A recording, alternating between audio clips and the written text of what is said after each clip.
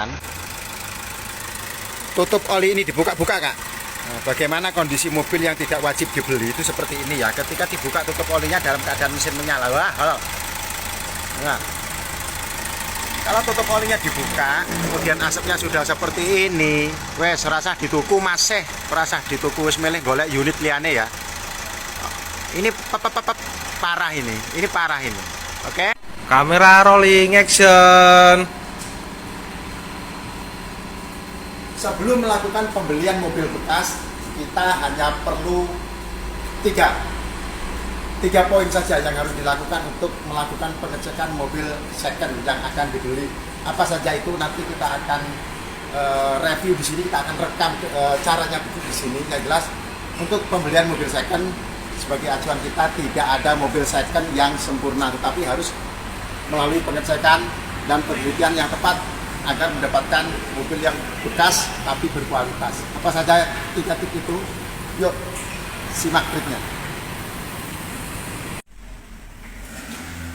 Jadi jangan tertipu dengan kilometer yang masih rendah. Ini kilometernya masih 71.000. Ini bisa disetting ya, bisa dirubah. Kita lihat dari kemudinya saja. Ini kan kemudinya sudah bahasanya apa? Growel ini.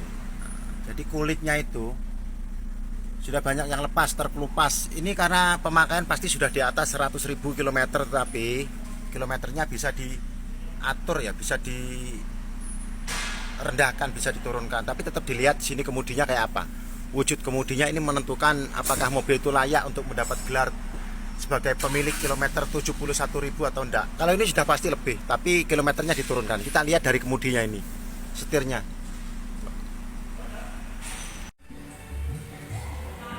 Langkah sederhana yang paling simpel ketika melakukan pengecekan mobil second untuk dibeli adalah tentunya dengan menemukan unit yang diminati dulu ya. Kita ambil contoh di Avanza yang VVTe ini tahun 2014.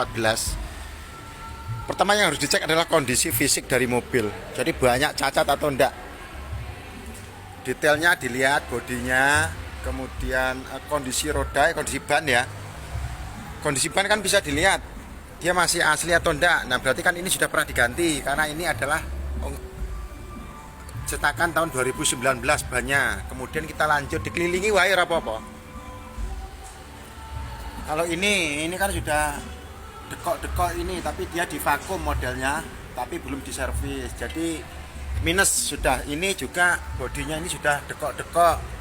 Minus 2. Sekarang kita lanjut ke daerah mesin. Daerah mesin mengeceknya gimana? Gampang. Pertama buka tutup oli.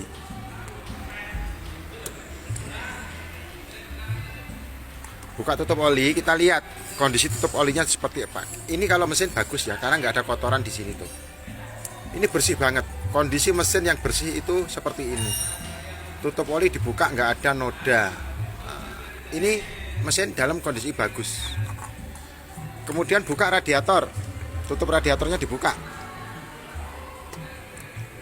Lihat, ini juga dalam kondisi bagus. Jadi nggak ada noda, nggak ada kotoran ya. Kemudian posisi air juga masih coolant. Tuh lihat, itu kan lubang radiatornya kelihatan. Jadi dia nggak tertutup. Berarti radiator dalam kondisi baik. Selanjutnya, lakukan prosedur pengecekan kedua seperti ini. Dan di bagian kedua kita wajib melakukan pengecekan bagian kaki-kaki ya. Jadi kalau untuk bagian ini sebaiknya Bapak Ibu Abang Mas ngajak teknisi ya, atau melakukan pengecekan kaki-kaki di bengkel terdekat. Kalau kita kan di sini bisa dengan menggunakan lift seperti itu, jadi bisa digantung, kemudian kita berada di bawah mobil untuk mengecek kondisi kaki-kakinya seperti apa. Biasanya untuk mobil-mobil yang berada di tepian pantai ya, di pinggir laut, bagian kaki-kaki itu rawan sekali sudah kena korosif, sudah karat. Nah, di sini kita bisa dilihat untuk bagian kaki-kaki kalau dia sudah mulai berkarat. Nah, ini kan sudah mulai berkarat nih seperti ini nih. Nah, ini kalau masih ada opsi lain, walaupun bodinya bagus, sebaiknya ditunda untuk melakukan perundingan untuk harga deal atau tidaknya. Jadi untuk melakukan deal untuk kaki-kaki seperti ini mungkin bertahan sekitar 1 atau 2 tahun ya, 1,5-2 tahunan ini sudah kaki-kakinya sudah semakin parah. Ini sudah mulai korosi itu, sudah mulai karat-karat. Nah ini untuk baiknya dibawa ke bengkel terdekat untuk melakukan kondisi cek kaki-kaki. Perhatikan kondisi ban juga ya. Ban itu kan ada tanggal kadaluarsanya. Kalau ini masih muda, ini masih tahun 2020, minggu ke-7. Dan sebagai informasi tambahan, ketika pengecekan mobil ini dibuka nggak apa-apa. Di list pintunya ini dibuka ya. Kalau dia ini titik-titik ini masih ada, masih utuh ya. Titik-titik ini kan masih asli bawaan pabrik nih, bekas las ini. Jadi kan berarti masih utuh mobilnya, belum pernah direparasi, belum pernah kena benturan benda keras, belum pernah bertabrakan lah gitu ya. Ini masih utuh. Kemudian engsel-engsel dilihat. Biasanya untuk mobil-mobil tabrak samping, bagian sini itu akan tertekuk dan sulit sekali untuk direparasi. Jadi kalau ini kan mobilnya masih utuh ini. Kalau untuk interior ya bisa dilihat ya, tadi di awal video kondisi interior kan kasat mata kelihatan. Jadi untuk bahan tambahan saja. Jadi saran untuk pengecekan kaki-kaki sebaiknya dibawa ke bengkel untuk mendapatkan mobil bekas yang berkualitas. Lalu setelah dicek kondisi kaki-kaki seperti ini, lakukan test drive atau mengendara ya.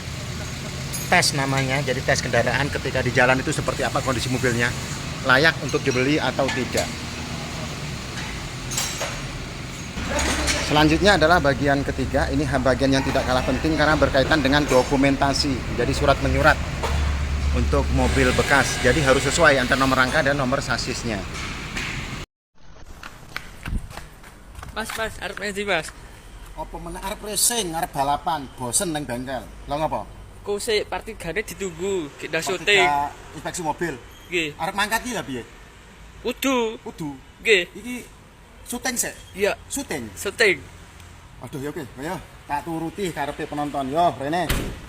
Kamera rolling, action. Sahabat Monte Carlo, sahabat untuk klinik, ini adalah bagian ketiga dari inspeksi mobil bekas. Ini bagian yang sangat penting karena ini berkaitan dengan dokumen dan surat menyurat mobil yang akan dibeli. Apa saja itu, yuk sini. Jadi setelah melakukan cek, setelah menonton part pertama dan keduanya, itu cek kondisi mobil, kondisi mesin, cek fisik kaki-kaki sudah dilakukan. Ini yang ketiga, yaitu dengan melakukan pengecekan dan pengontrolan dari dokumentasi mobil tersebut ya. Mulai dari BPKB, STNK, surat jual beli atau faktur, begitu juga dengan data rekod servisnya. Jadi buku manual booknya harus dipertanyakan juga. Contohnya seperti ini ya. Ini STNK, tapi BPKB ini rono, aturan di BPKB. Nah ini. Jadi di sini kan ada nomor mesin, ada nomor rangka dan nomor-nomor yang lainnya termasuk pajak segala macam. Itu disesuaikan dengan yang ada di BPKB. Kalau di sini ada kecocokan dengan yang ada di BPKB, berarti mobil ini sudah benar. Pastikan mobil tidak dalam permasalahan ya, masalah dalam artian mobil tidak dalam sengketa, mobil tidak bukan hasil kejahatan, dan juga mobil tidak dalam proses gadai. Jadi benar-benar murni, mobil dalam keadaan sehat, dalam keadaan aman untuk dibeli setelah melakukan pengecekan fisik, bodi dan lain-lain. Yang terakhir adalah melakukan pengecekan dokumen atau surat-surat ya, seperti ini. Nah, setelah nomor yang di STNK dan di BPKB itu cocok, maka selanjutnya tinggal melakukan pencocokan untuk nomor rangka yang ada di mesin, di rangka ya, di bodi mesin, dan juga yang nomor yang ada di mesin. Kalau ini kita ambil sampel di Honda CR-V kapsul, Kak, mendekat Kak. Untuk pengecekan nomor rangka ada di sini. Nah ini untuk CR-V nomor rangkanya ada di sini. Di blur Kak, pokoknya di sini letak lokasinya, nomor rangkanya dicocokkan ya. Cocok enggak dengan nomor yang ada di SNK dan di BPKB. Kemudian untuk nomor mesin ada di sambungan belakang antara transmisi dan juga mesin. Tapi harus seorang teknisi atau seorang master. Biasanya dia di Samsat sudah ada master untuk bagian pengecekan kondisi fisik nomor rangka dan nomor mesin.